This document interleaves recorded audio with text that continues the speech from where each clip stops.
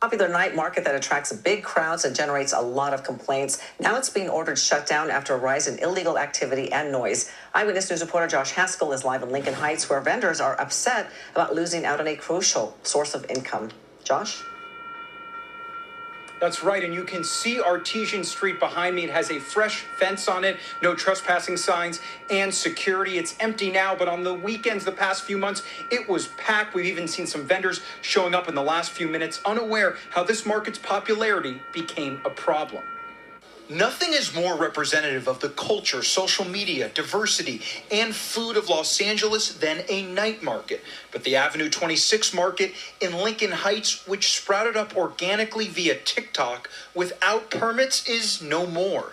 On Friday, vendor Cesar Ruiz and other supporters of the market protested outside Councilmember Gil Cedillo's Highland Park office and LA City Hall.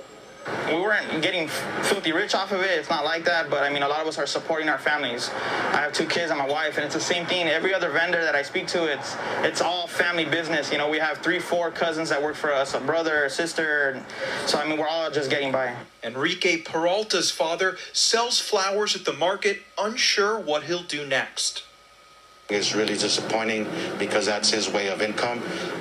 Obviously, he's somebody that doesn't have the right paperwork to, apply for a job, apply for loans. So it's difficult for, someone in that status to level up and still continue to provide for their family. Councilmember Gil Cedillo met with some of the vendors Friday and pointed out how there's other permitted locations for vendors to operate and that he supports their work, but doesn't support those who took advantage of Avenue 26. This is about a 500% increase in criminal activity. This is about illegal alcohol sales. This is about public drunkenness and brawls.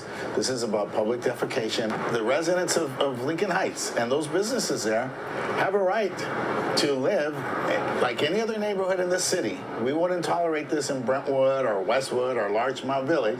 We're not going to tolerate it in Lincoln Heights. We have a right to streets that are clean, safe, and secure. It's a neighborhood.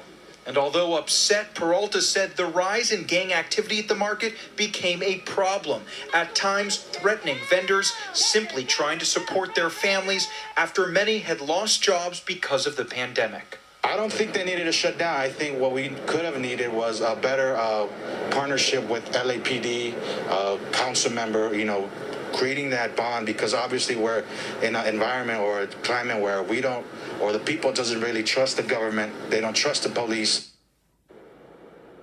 And I asked Councilmember Cedillo whether they would move the market to Dodger Stadium or a nearby park. He said there are no plans to do so. One vendor told me he doesn't understand how the homeless are allowed to camp right nearby here, but that the market had to close.